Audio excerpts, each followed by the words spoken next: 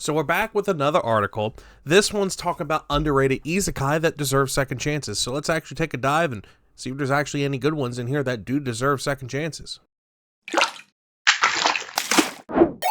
Now, isekai is a very plentiful and diverse genre, and has a lot of different unexpected, some good, some bad shows.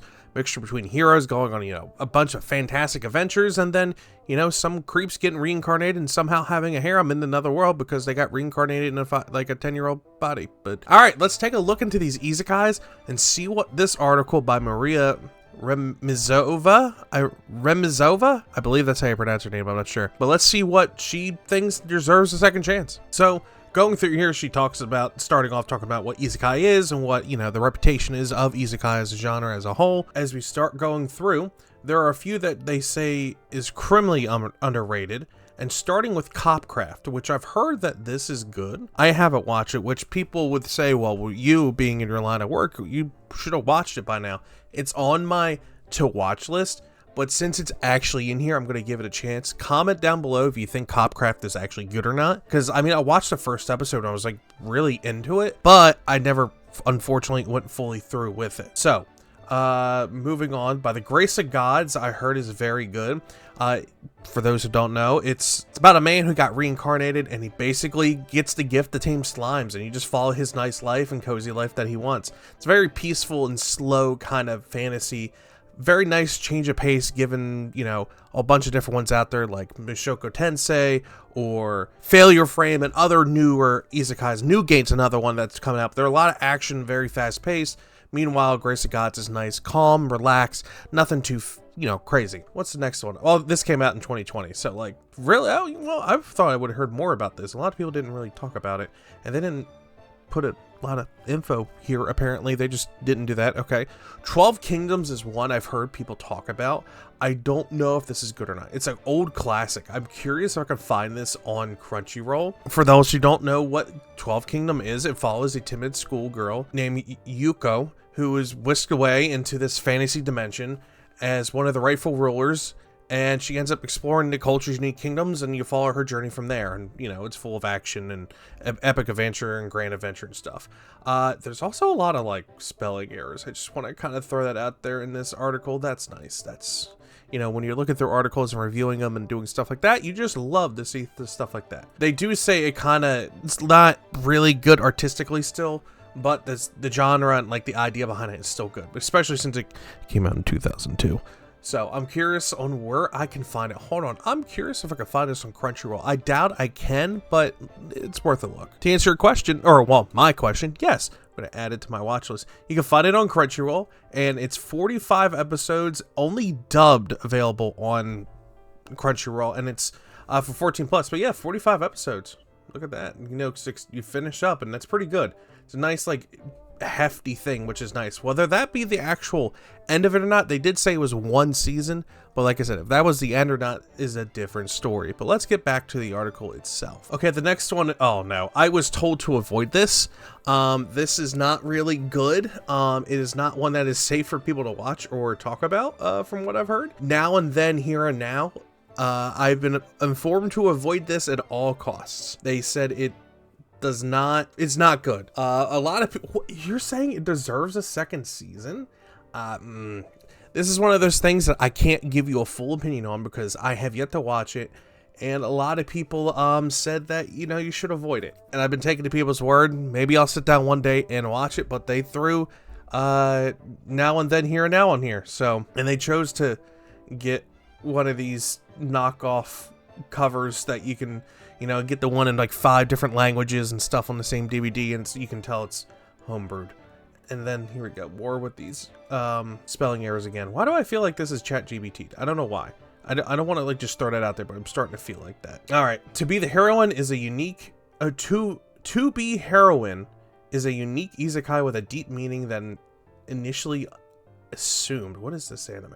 It's a Chinese series. To Be Heroine. Okay, so that's actually the name. Sucks an audience into a ridiculous and gag-filled story following Hua, a teen girl transported from another world of mysterious naked boys, mafia assassins, and bizarre clothing spirits.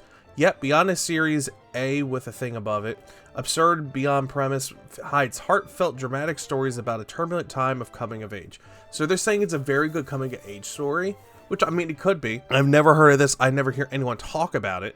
So, I mean, it could be there. If you seem to be a heroine, comment down below. It doesn't even tell me when it came out. So, like, I wish I had more information, but this article seems to be rushed and left out a lot of things. Because, I mean, like we showed up here, some of the stuff wasn't even filled out, unfortunately. Like, for the grace of gods, it wasn't even filled out by stuff. And it's kind of sad and unfortunate, but the problem is, and I'm not accusing this person, a lot of people started using ChatGPT to write articles, and this is kind of feeling like that to me right now, personally, but who knows, but we'll go into it. How to Not Summon a Demon Lord is a hilarious one, but it is very ecchi. This is not something you can watch at work or with your parents, but the story's pretty funny. You follow our main guy who ends up, you know, he was a very big guy in this video game. He ends up getting reincarnated into this video game, and he ends up getting all of his skills from that character he built and being someone called the Demon King Diablo. He ends up becoming his character that he made in his favorite MMORPG, being summoned into this world by these two people right here, her and her, and then you figure out he doesn't want to be here, but he's kind of getting used to it, and then, you know, you follow these shenanigans and then using his overpowered stuff. I mean, it's pretty simple.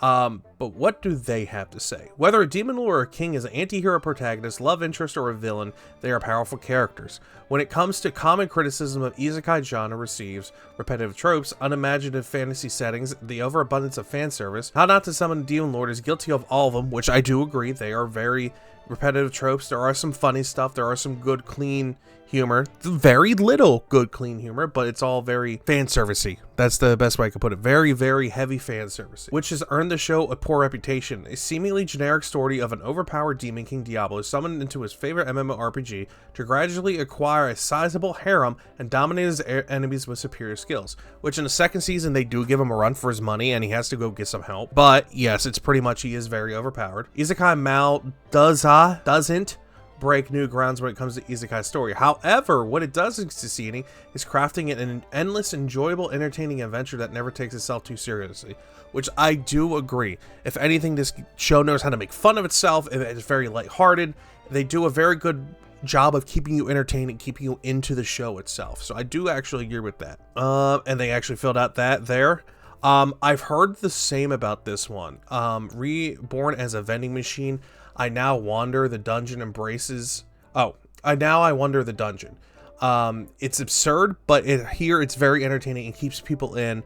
And there's a lot of comical relief in this.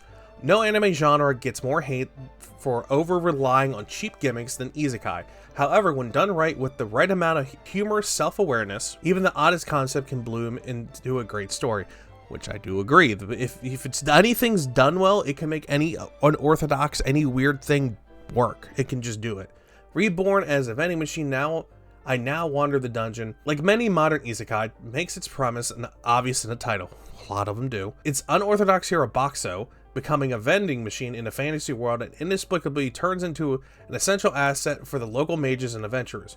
While it's easy to dismiss the series as yet another superficial isekai with an absurd twist, Reborn as a Vending Machine is extremely enduring in its goofiness and emphasizes the obvious comicality of its scenarios, which is much more entertaining than most gimmick-driven isekai. So they're saying because of how absurd the vending machine is, that it can basically carry the show and offer some funny things.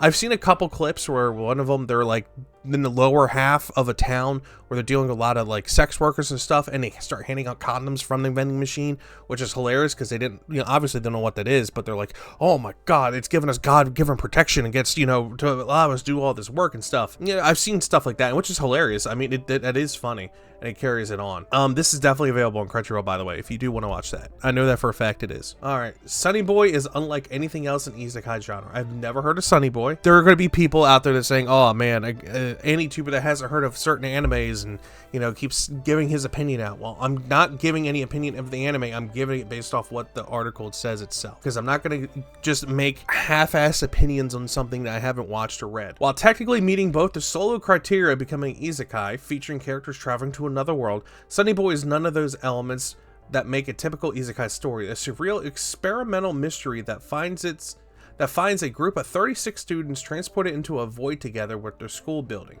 Sunny Boy is a mind-warping exploration of adolescence that uses the A with the arrow above it, another world, A with the arrow above it, concept in a distinctively refreshing way. Appreciated among fans of more obscure and experimental anime, Sunny Boy was the most overlooked in the mainstream due to experimental nature and lack of established source material. However, with more exposure, this unique masterpiece of blending dreamlike fantasy with hard-hitting realistic themes could, A with an arrow above it, of become a modern classic, cult classic. You haven't heard about it. I do like that art style though. It came out in 2021. Why did I not hear about this? That says something. I didn't hear about this. Huh.